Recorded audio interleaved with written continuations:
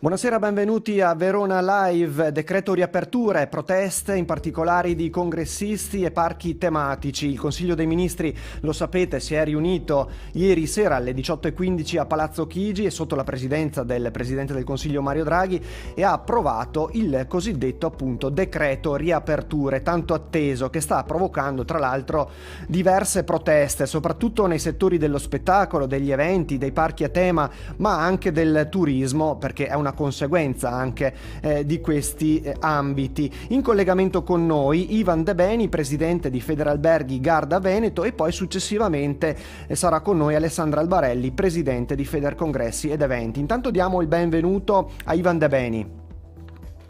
Salve a tutti e grazie dell'invito. Grazie a lei, Presidente. Allora, ci conceda qualche secondo perché farei vedere per i nostri telespettatori una sintesi di quello che prevede il nuovo decreto riapertura. Allora, chiedo alla regia di dare spazio appunto alle slide, decreto riapertura. Allora, iniziamo intanto con i comportamenti sempre validi: indossare la mascherina, chiaramente, lavare e igienizzare spesso le mani e mantenere la distanza. Per quanto riguarda gli spostamenti, dal 26 aprile sono consentiti gli spostamenti tra regioni o province autonome che si trovano in zone gialle o bianche. Chi è munito di pass vaccinale può spostarsi da una regione all'altra anche se si tratta di zone rosse o arancioni. Dal 1 maggio al 15 giugno in zona gialla e arancione è possibile andare a trovare amici o parenti. Andiamo avanti velocemente. Scuola e università, qui sia per le zone gialle, arancioni e rosse. Dal 26 aprile fino alla fine dell'anno scolastico si torna in classe anche nelle scuole superiori. La presenza è garantita in zona rossa dal 50 al 75, in zona gialla e arancione dal 70 al 100%. Università, nelle zone gialle e arancioni dal 26 aprile al 31 luglio le attività si svolgono con priorità in presenza. Nelle zone rosse si raccomanda di favorire in particolare la presenza degli studenti del primo anno. Ristorazione, dal 26 aprile ristoranti aperti a pranzo e a cena purché all'aperto. E qui insomma tante le proteste, poi sentiremo anche Ivan De Beni. Spettacoli, dal 26 aprile riaprono al pubblico cinema, teatri, sale, concerto, live club. I posti a sedere però sono preassegnati a una distanza di 1 metro l'uno dall'altro. La capienza massima consentita è pari al 50% di quella massima autorizzata e comunque non superiore ai 500 spettatori al chiuso e 1000 all'aperto. Anche questo numero fissatelo bene in testa perché c'è una protesta molto simbolica di cui parleremo dopo. E poi chiaramente in relazione all'andamento epidemiologico ci saranno delle autorizzazioni eventuali. Manifestazioni sportive riprendono dal 1 giugno e sono aperte al pubblico le manifestazioni e gli eventi sportivi di livello agonistico riconosciuti chiaramente di preminente interesse nazionale con provvedimento del CONI e del Comitato Paralimpico, e la capienza consentita è pari al 25% e non superiore ai 1000 spettatori. Eventi di particolare rilevanza, è possibile autorizzare la presenza di un numero maggiore di spettatori. Piscine, abbiamo terminato e ringrazio per la pazienza De Beni. Palestre, sport di squadra, dal 26 aprile fortunatamente è consentito lo svolgimento all'aperto di qualsiasi attività sportiva anche di contatto. Dal 15 maggio riaprono le piscine all'aperto, dal 1 giugno le palestre, e anche qui tante davvero polemiche. Fiere e congressi, poi ne parleremo con l'Albarelli. Dal 15 giugno riaprono le fiere, dal 1 luglio via libera convegni e congressi, così come per i centri termali, parchi tematici e di divertimento. Insomma, il pass vaccinale cos'è? Ed è l'ultima slide. Può ottenerlo chi ha completato il ciclo di vaccinazione, chi si è ammalato di Covid ed è guarito e che riesce a certificarlo chiaramente, e chi ha effettuato test molecolare o test rapido con esito negativo nelle ultime 48 ore. Veniamo al nostro ospite, quindi a Ivan De Beni. Allora, Presidente, cosa ne pensa di questo decreto? Un commento a caldo così, in generale. Ma una follia perché con questo decreto si decreta completamente quello che è un aspetto negativo e quello che invece speravamo, cioè di poter iniziare a lavorare, di poter iniziare ad aprire le nostre attività e a sopravvivere, perché noi non dimentichiamoci che arriviamo estenuati e dissanguati da una stagione del 2020 già molto complicata, un inverno dove siamo rimasti chiusi in casa e non abbiamo assolutamente lavorato. Abbiamo perso completamente tutta la Pasqua, che ricordiamoci, per il lago di Garda la Pasqua è come se fosse per agosto. Pensavamo di riuscire adesso, verso i primi di maggio, a lavoricchiare un po', e arriva questo decreto che è paradossale sotto certi punti di vista. Sembra quasi un contentino che ci vogliono dare a seguito delle proteste che ci sono state a Roma, ecco. Il turismo qua sul lago di Garda non è fatto solo di ospitalità, ma anche di parchi tematici, di attività sportive, di enogastronomia. Quindi spiegatemi, io ho guardato il meteo, per esempio, la prossima settimana piove, io voglio vedere i ristoratori cosa fanno. Serviamo quei pochi che vengono a mangiare, gli serviamo con l'ombrello, gli diamo l'ombrello e poi alle 22 devono rientrare in casa. Che regole sono queste? Sono delle regole che sono delle prese in giro, e a quel punto qua non ci servono, non sono utili assolutamente. Il coprifuoco infatti è un altro tasto dolente davvero, insomma vedremo poi anche una protesta, dicevo, simbolica di Gianmarco Mazzi, ma ne parliamo tra poco.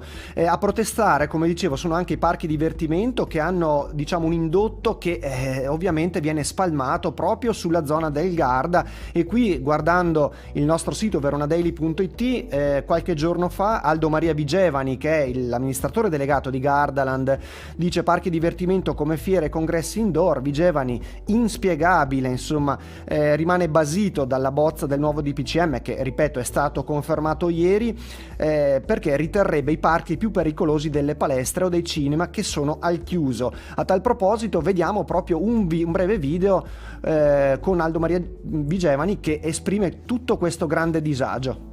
Non ci spieghiamo per quale motivo i parchi divertimento, che svolgono la propria attività quasi esclusivamente all'aperto, vengono associati alle fiere e ai congressi che si svolgono indoor. In Inghilterra e negli Stati Uniti i parchi hanno già riaperto, mentre in Italia, con l'attuale scadenza per le riaperture, i parchi vengono ritenuti più pericolosi delle palestre o dei cinema che sono al chiuso.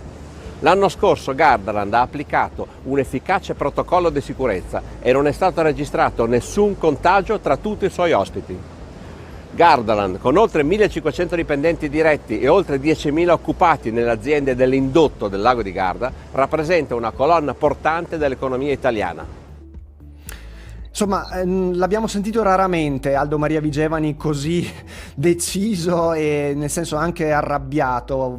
Effettivamente lascia un po' l'amaro in bocca. Ricordiamo che l'indotto, come dicevamo, presidente De Beni, dei parchi chiaramente è fondamentale per alimentare tutto, diciamo, il comparto gardesano, insomma gran parte, ecco, non solo chiaramente, però è un grande traino, quindi è un danno anche per voi indirettamente, per gli alberghi, per le strutture, per la ricettività.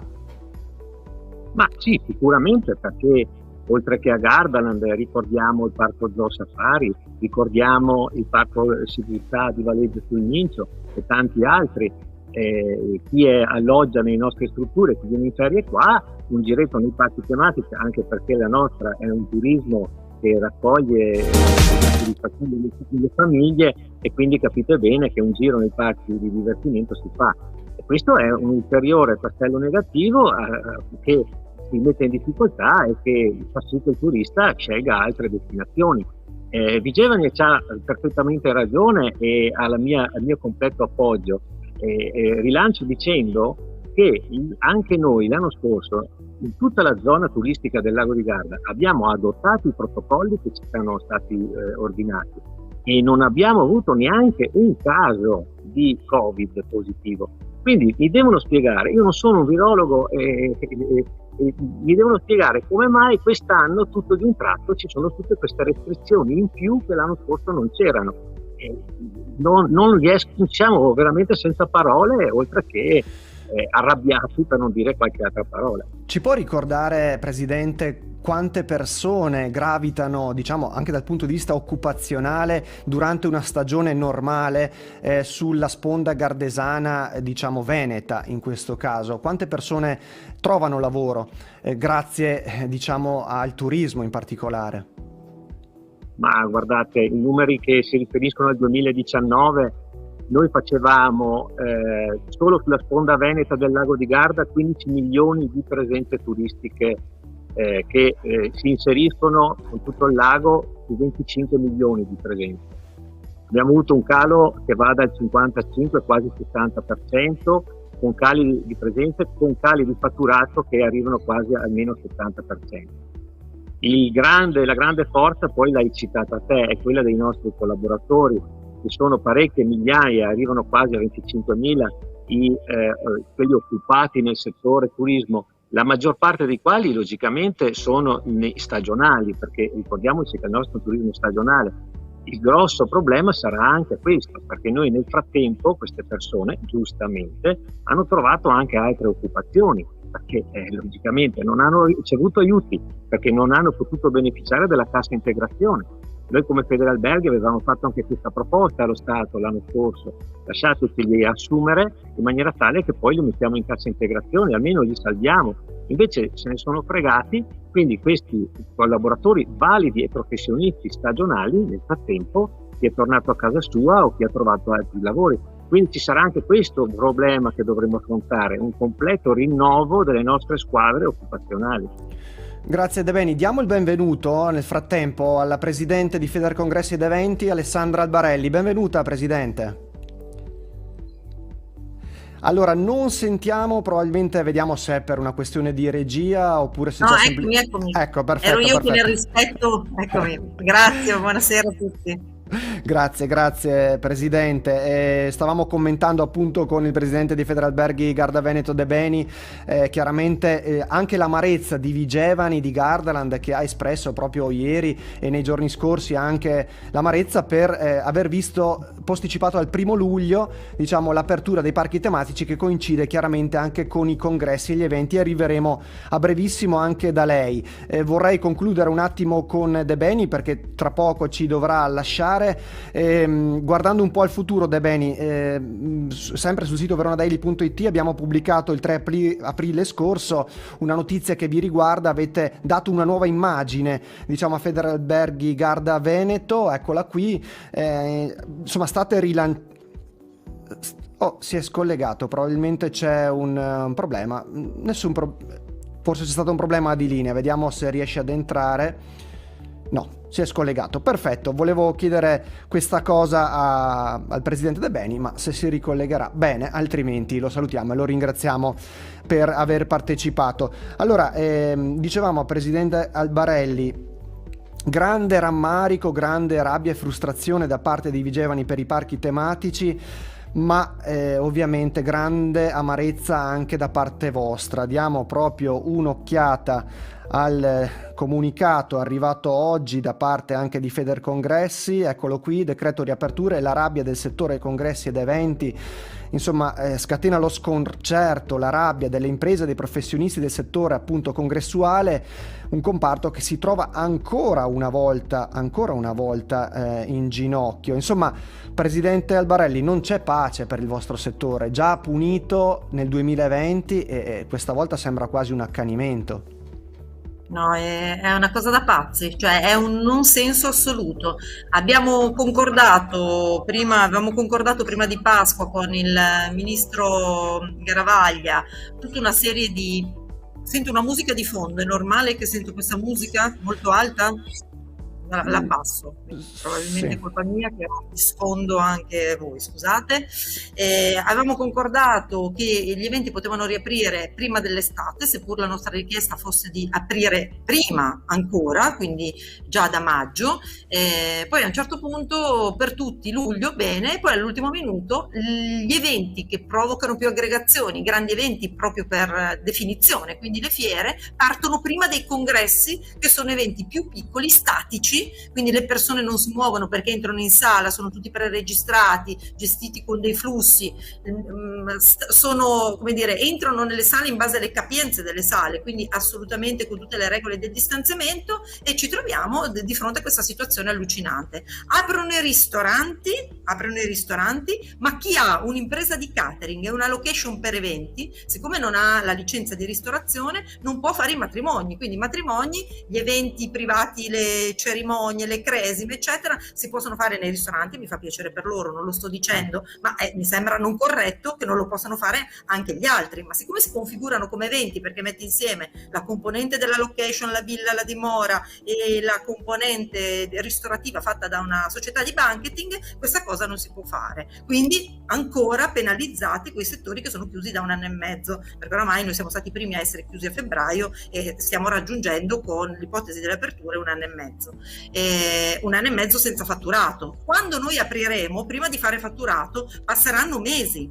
Aprono i cinema e i teatri. Io vorrei sapere qual è la differenza che c'è tra una sala conferenze e un cinema teatro. Okay? La differenza tra una sala conferenze e un cinema teatro è che quello che si svolge dentro una sala conferenze è già organizzato con le modalità dei protocolli, con la registrazione dei partecipanti prima di venire all'evento, con tutta la loro ovviamente dichiarazioni, con tutte le misure di sicurezza, con una quantità di personale infinito all'accettazione nelle sale, eccetera, attività che lo spettacolo, i teatri devono mettere in campo, che prima non facevano, e che quindi richiede degli ulteriori costi con delle capienze ridotte. Hanno preso in giro anche loro, perché voglio vedere chi riesce a rendere sostenibile un'apertura come è stata indicata. Quindi una farsa per quelli che aprono, che non sono contenti, per quelli che stanno chiusi, che dovrebbero aprire perché magari hanno le caratteristiche per aprire, siamo ancora chiusi. Cioè, questa cosa è una follia. Ma ieri la rabbia è scappata, proprio non ce l'ho fatta di fronte alla data cioè le fiere al 15 di giugno. Va bene, non ci sarà nessuna fiera in Italia il 15 di giugno, ma non nemmeno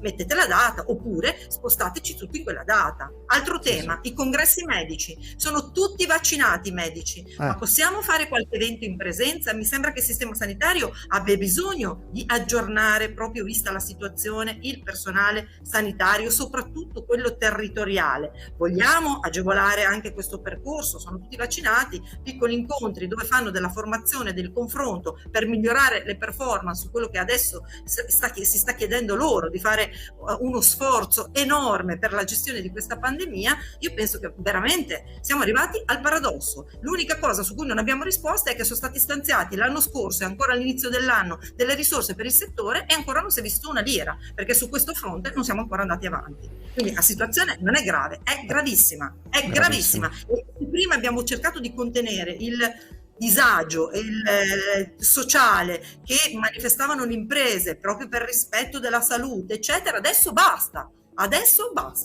Chiedo scusa se sono arrabbiata, ma è tutta la notte che noi lavoriamo per cercare di capire che cosa è successo in 2 ore ieri per far scoppiare tutta questa situazione che ancora vede noi penalizzati. Non è più accettabile. No, è una rabbia assolutamente comprensibile, perché sembrano, perlomeno a chi riceve determinate informazioni, sembra che ci siano delle incongruenze incredibili, a partire appunto dal 15 giugno la riapertura delle fiere, 1 luglio i congressi, i cinema riaprono giustamente e le sale congressi no, non si vede poi la differenza se l'ingresso è contingentato, su posto fisso, prenotazione, con la misurazione della temperatura corporea, insomma l'ambiente è lo stesso. Non c'è differenza tra un congresso con delle persone e un cinema, insomma, al chiuso. Tra l'altro, una cosa che sta facendo discutere molto è il prolungamento del coprifuoco alle ore 22. Guardiamo proprio anche la DN Kronos, che ha riportato chiaramente questa notizia: coprifuoco e scuola, vabbè, regioni, a Draghi serve un incontro, e è arrivata proprio, lo dico ad Alessandra Albarelli che conosce molto bene Gianmarco Mazzi, è arrivata una protesta eclatante, molto dura, una presa di posizione proprio in queste ore. Gianmarco Mazzi dice all'ANSA: pronto ad incatenarmi. Mazzi alza la voce. L'amministratore e direttore artistico dell'Arena di Verona esprime il suo disappunto per il rinnovo del coprifuoco alle 22, così come previsto dal decreto di aperture. È una sentenza di morte per il mondo dello spettacolo dal vivo.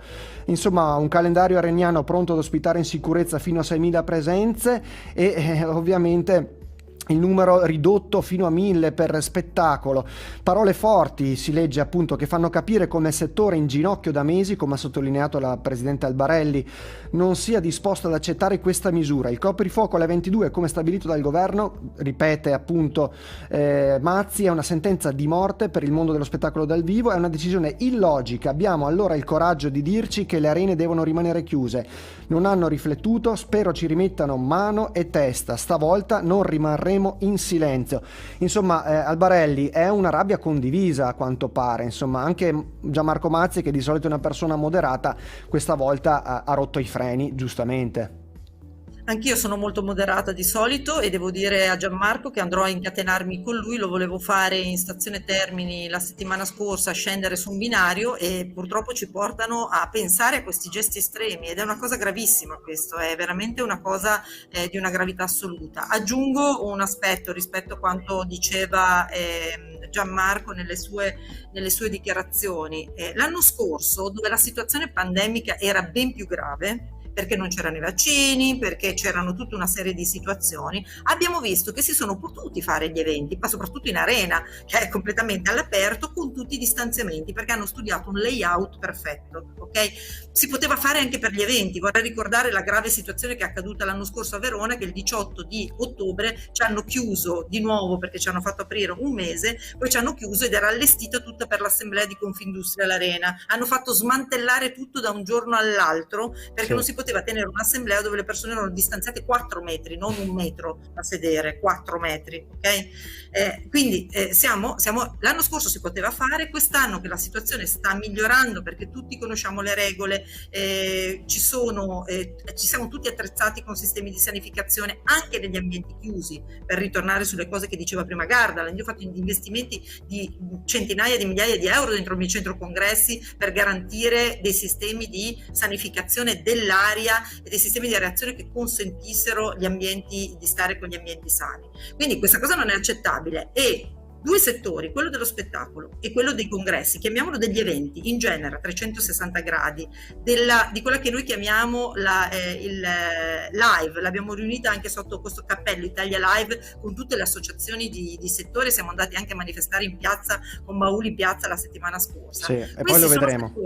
Di guadagnare le persone che lavorano in questi settori, generano un indotto sulle città e sui territori che hanno bisogno di ritornare. Se noi facciamo aprire i ristoranti e poi non ci sono gli eventi, i ristoranti faranno fatica a continuare a lavorare, quindi apriranno ma saranno in diseconomia, come gli alberghi apriranno ma saranno in diseconomia. Cioè le città d'arte sono state falcidiate più di qualsiasi altra situazione. Senza il turismo business, i congressi e gli eventi non apriranno mai gli alberghi, perché non è sufficiente il flusso turistico nazionale se non ci sono altre attività a livello nazionale che incentivano il soggiorno sui territori. Quindi è una catena, noi stiamo chiusi e non lavora tutto l'indotto che noi facciamo lavorare abitualmente, dico noi, gli spettacoli, eccetera eccetera.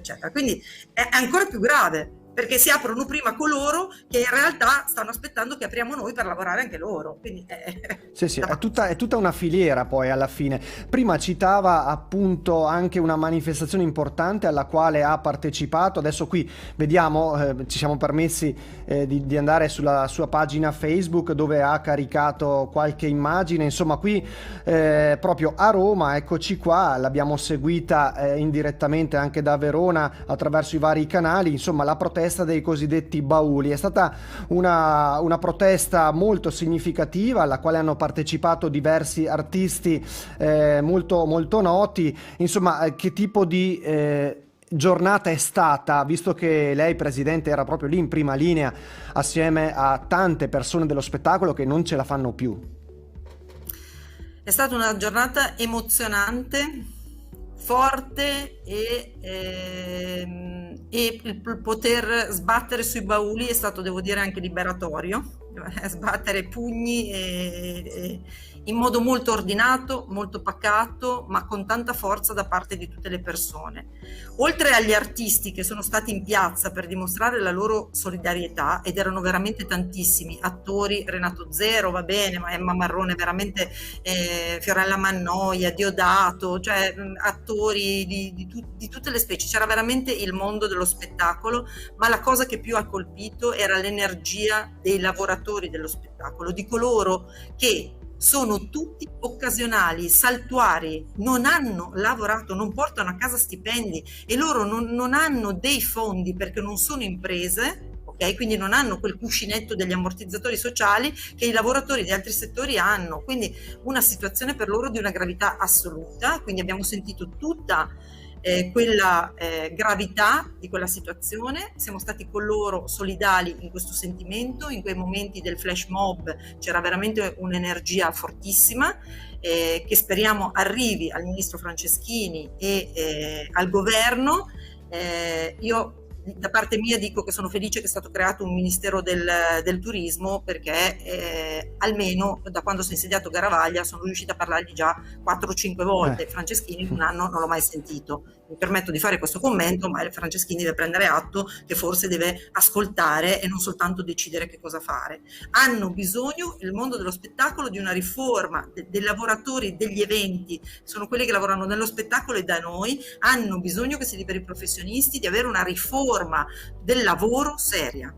Sono dei professionisti di altissimo livello, tutti ci riconoscono delle capacità professionali sul tema della spettacolarizzazione degli eventi, negli spettacoli in generale. Siamo i primi ad avere delle eccellenze nel mondo dell'arte, della musica, della danza, che state mostrando le fotografie, del canto lirico, la nostra terra, la nostra buona Verona, e tutti coloro che lavorano alle luci, ai suoni, eccetera. Abbiamo delle eccellenze pazzesche, riconosciute in tutto il mondo. Rischiamo di perderli perché devono andare a fare le consegne dei pasti con Glovo per portare a casa lo stipendio. Ma siamo dei pazzi a disperdere tutte queste professionalità? Siamo dei pazzi, dobbiamo intervenire immediatamente. È già tardi, un anno senza aver fatto qualcosa per questo settore. Assolutamente. Quindi veramente piena solidarietà, e continueremo a stare al loro fianco, perché sono dei grandi professionisti. Perché poi davvero si rischia di perdere anche delle professionalità, perché persone giustamente che sono ferme da un anno, non lavorano, si danno da fare, fanno dell'altro, e magari poi queste trovano anche una sorta di continuità, di solidità economica in lavori che non sono quelli per cui hanno magari studiato, si sono formati, hanno un'esperienza diretta, e dopo è difficile portarli indietro se non si garantisce una solidità anche contrattuale, una solidità, una continuità, come ha detto giustamente lei. E il mondo dello spettacolo purtroppo non ha mai visto una solidità, ma anche una copertura, diciamo così, perché poi anche gli indennizi, diciamoci la verità, insomma, sono stati esigui, anzi molte persone, come ha detto, sono ancora in attesa di ricevere i famosi contributi. Sì, sarebbe bello poter, devo dire sinceramente, se il Covid poteva essere un'opportunità per mettere al centro le eccellenze italiane, ok? Quindi facendo una scelta, l'eccellenza italiana nel mondo della creatività, della innovazione, della spettacolarizzazione, cioè sono delle eccellenze straordinarie che altri stati, pur avendo meno competenze, ne hanno fatto un business straordinario, un valore, hanno saputo investire e costruire un'industria dello spettacolo pazzesca.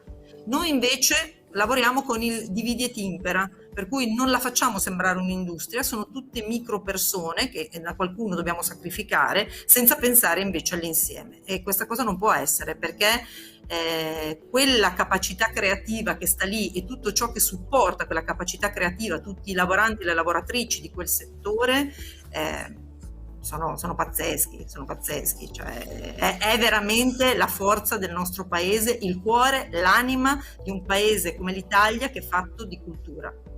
Albarelli, ancora qualche minuto, poi andiamo in conclusione. Facciamo vedere intanto anche il commento del sindaco di Verona sul coprifuoco, che insomma dice: trovo assurdo che da una parte stiamo facendo tutto il possibile per consentire ai ristoranti e ai locali di poter lavorare almeno all'aperto, concedendo quindi maggiori plateatici, se poi alle 10 di sera la gente deve essere già a casa. Speriamo arrivino risposte certe quanto prima, che consentano anche alle categorie di organizzare le attività. Non abbiamo parlato, Presidente Albarelli, e c'è anche all'interno del vostro comunicato che avete divulgato oggi, del settore degli eventi privati e dei matrimoni. Anche quello è un settore davvero che non sa più come barcamenarsi. Noi siamo originari più o meno dello stesso territorio, tra l'altro. Abbiamo nel comune di Grezzana per esempio Villa Arvedi, che tradizionalmente organizza 20-25 matrimoni all'anno. Il conte Paolo Arvedi ci ha comunicato qualche tempo fa in un'intervista che quest'anno forse ne farà 2. Ma dietro c'è tutta una filiera, wedding planner, catering, come ha detto lei, insomma, e sono tutti fermi, non riescono a lavorare. Togliamo ossigeno davvero a intere categorie economiche e settori. Sì, che tra l'altro hanno delle regole veramente molto ferree.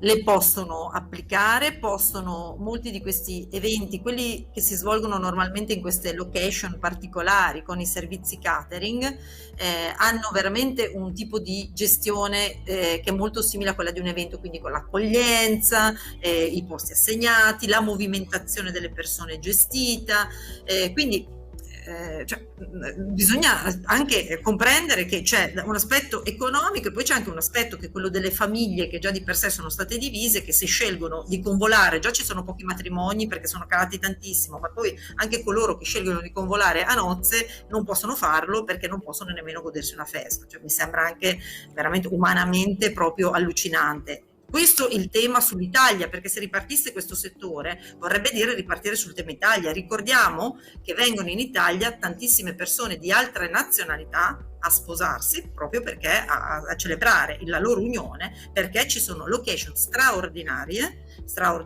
uniche al mondo e quindi è ambizioso per molti venire e fare gli eventi qua. Ogni evento che viene dall'estero ha un livello di sposi e diciamo seguito alto spendente, veramente molto alto, cercano dei servizi di qualità e lasciano sul territorio veramente un indotto di un valore straordinario. Quindi speriamo presto anche di riprendere a fare questa tipologia di eventi internazionali, perché negli ultimi anni è stata un'esplosione e il settore del wedding è diventato veramente prioritario per l'economia nazionale degli eventi. Chiudiamo con uno sguardo di Federmap e Asso Eventi, che anche loro si fanno sentire. Chiaramente questa è una notizia del 21 aprile, quindi di ieri, chiedono in una nota congiunta risposte al Comitato Tecnico Scientifico in merito proprio alla ripartenza del settore in piena sicurezza.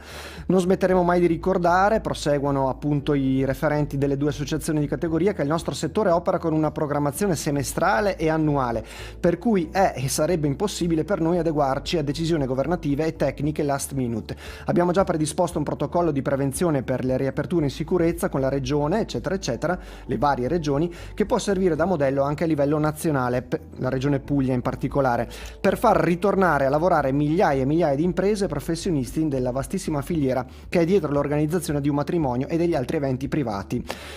Infine, cosa allora chiede Federcongressi ed Eventi? Chiaramente di rivedere un po' le decisioni, speriamo che ci sia spazio di rivederle. Non è stato ancora pubblicato in Gazzetta, diciamo, il nuovo decreto, forse c'è ancora spazio per qualche ritrattazione, ma No. ricordiamo quello che chiede quindi Federcongressi per poter ancora una volta ribadiamolo. Allora, sulle date delle ripartenze chiedo, siccome ho parlato poco fa con il ministro Garavaglia e mi ha detto che in questo decreto non c'è speranza di arrivare ad una modifica se non invece in un decreto della settimana prossima, quindi chiedo che in questi giorni venga definito e venga dato per certo la partenza a maggio dei matrimoni e di tutti gli eventi privati, della formazione medica, perché i medici in presenza, perché i medici sono tutti vaccinati, quindi se c'è necessità di fare attività per migliorare il sistema sanitario è giusto che lo facciano, non è obbligatorio, ma se chi lo vuole fare che lo faccia, visto che si può. La partenza degli eventi dei congressi, perché ripartire non vuol dire che avremo una quantità di eventi pazzesca, partiremo comunque al minimo, ma maggio e giugno sono ancora mesi in cui si possono fare assemblee delle imprese, una serie di attività che sono propedeutiche a costruire la domanda per settembre. E questo è un elemento centrale, mantenendo i protocolli che ci sono, li hanno già validati, hanno visto che funzionano, li abbiamo in parte applicati quel poco tempo che abbiamo avuto aperto l'anno scorso, appunto. Facciamo le cose semplici e cerchiamo di non creare delle disparità. Poi l'altra partita è quella invece di richieste che riguarda la cassa integrazione, quindi gli ammortizzatori sociali. Noi preferiremmo degli sgravi contributivi sul personale dipendente invece di lasciare le persone a casa in cassa integrazione, ma oggi la cassa integrazione è prevista solo per 18 settimane, ne servirebbero 36, quindi intanto quello, una forma diversa appunto di ammortizzatore sociale, di sgravio contributivo, ma delle misure a sostegno della liquidità per dare continuità alle imprese, perché oggi quelle richieste di finanziamento che ci sono troppo complesse con l'accesso alle banche e quindi si va direttamente alle banche, ma poi non si riesce ad avere dallo Stato le garanzie. Quindi bisogna trovare un equilibrio, andando un po' ad alleggerire la complicazione nell'ottenimento di finanziamenti, che vengano sbloccati definitivamente ed erogati i contributi che sono stati stanziati per il settore. Ci sono 450 milioni di euro, 350 bloccati dallo scorso anno, siamo a fine aprile e noi non abbiamo ancora visto un euro di 350 milioni stanziati a novembre 2020 e le imprese sono qui che non ce la fanno a sopravvivere. Queste sono le richieste. Chiediamo anche al governo di interagire con le associazioni di categoria prima dell'uscita di questi decreti per la messa a punto, con l'obiettivo comune di risolvere questa situazione. Noi non vogliamo essere parte contrastante del governo, non ci piace fare questa parte, vogliamo essere partner attivo nel trovare delle soluzioni per l'economia del nostro paese, perché sappiamo che questo è un vantaggio collettivo. Grazie, molto chiara la richiesta, Presidente Albarelli. La ringraziamo per aver condiviso con noi anche un momento particolare, nel senso che c'è rabbia, c'è frustrazione, ma c'è anche voglia di ripartire quanto prima, e da questa voglia bisogna costruire il prossimo futuro, sperando davvero che le istituzioni che ha appena citato diano una mano, perché non è possibile, insomma, tenere fermi migliaia di professionisti, decine di migliaia di persone che hanno famiglie e ignorarle da un certo punto di vista. Per cui davvero speriamo che anche questo appello su Radio Adige TV, insomma, arrivi ai confini regionali e magari anche oltre, e possa contribuire a smuovere qualcosa. Noi davvero la ringraziamo per la partecipazione e torneremo sicuramente a breve anche per vedere se ci sono aggiornamenti, a risentirla, e insomma ci piace che lei riesca a portare avanti anche la voce di un comparto che necessita davvero di un grande aiuto. Grazie Presidente Albarelli. Grazie a voi. Grazie. A presto.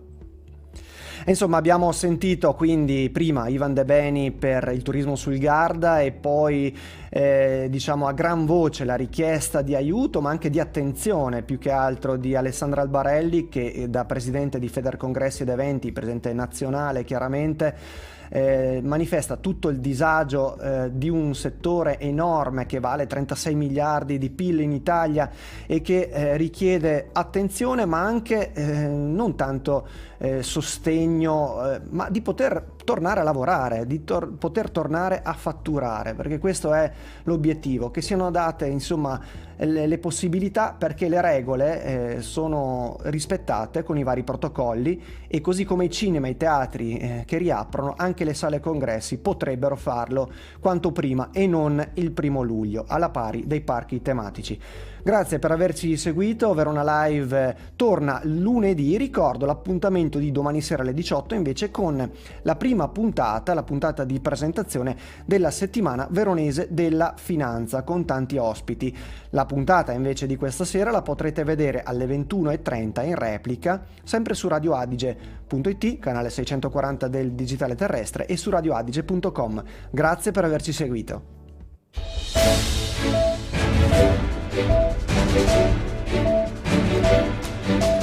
Thank you.